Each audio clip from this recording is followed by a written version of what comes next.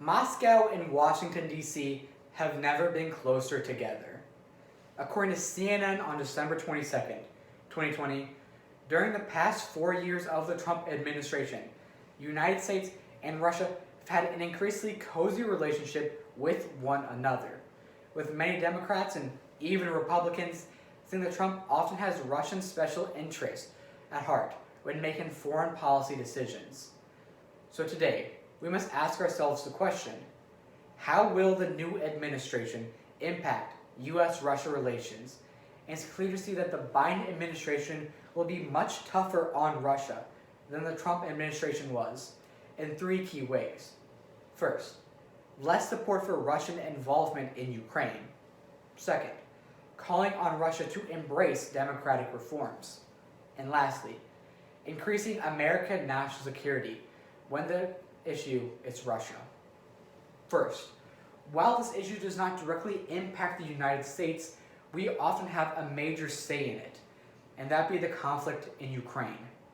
According to Forbes on September 17th, 2020, in 2014, Russia and Ukraine started a war over the area of Crimea. Now, Crimea was originally Ukraine, but in 2014, Russia sparked international news and outrage when Russia suddenly annexed Crimea and invaded Ukraine. And that hasn't gone away. Even today, Russia occupies 7% of Ukrainian territory with their military forces. Now, in 2014, when this happened, the international community was outraged by Russia's actions and increased economic sanctions on Russia. Even President Obama did this and called on Russia to leave. However, during the Trump administration, these condemnations ceased to be, and he lowered economic sanctions against the country. However, this will not be the case for Joe Biden. According to BBC on December 4th, 2020, President-elect Joe Biden and Secretary of State-elect Anthony Blinken have promised that they will keep condemning Russia for their actions if they continue to invade Ukraine, and have called on increasing economic sanctions on Russia unless they get this matter over with. Joe Biden still wants to be an ally with Russia at the end of the day, but he knows the most important thing he can do as a Russian ally is to plainly tell them when they're wrong. Second, we have to take a look at how we will be calling for Russian democracy in the next few years under the Biden administration. In the 90s, when the Cold War ended and the Soviet Union broke apart, the new Russian Federation was a fully democratic society. However, it does not last long. According to Al Jazeera on December 14th, 2020, when Vladimir Putin took power of Russia in 2000, he got rid of democratic ideals in their country. And it's clear to see where that has left them today. In 2020, Russia lacks free and fair elections. They jail political opponents. And they've gotten rid of freedom of the press and freedom of speech completely. Today, the Russian Federation looks increasingly like the Soviet Union. And President-elect Joe Biden will not stand for that. Joe Biden was forged out of the Cold War era, and he realized that the most dangerous thing for the foreign policy community is if Russia gets rid of their democracy. So, according to NBC on October 4th, 2020, during the campaign, Joe Biden promised to condemn Russia on their actions and call for Russia to stop jailing political opponents and to restore freedom of speech and freedom of the press. And if they don't, he will increase economic sanctions on this country.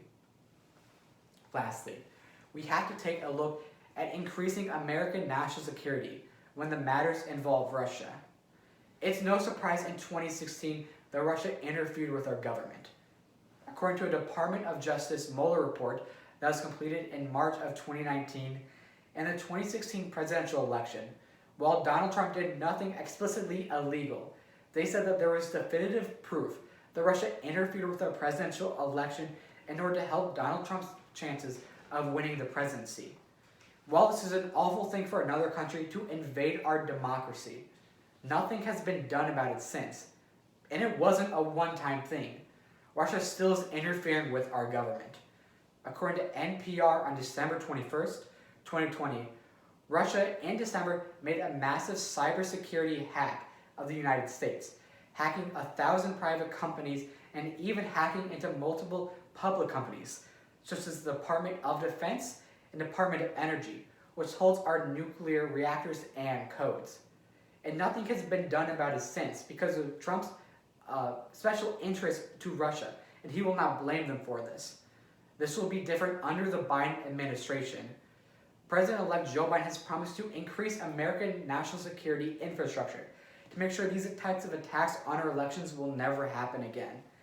And he's also said that Russia will never be allowed to invade our democracy and election again. Our democracy is what makes America America. The fact that every person in this country can have a say in what happens in this country. And he says that no longer will Russia be allowed to trample over that freedom. When looking back to today's question, how will the new administration impact U.S.-Russia relations? It's clear to see that Joe Biden will be much tougher on Russia in his new 4 years in 3 key ways. First, reaffirming support for Ukraine in this conflict and increasing economic sanctions on Russia.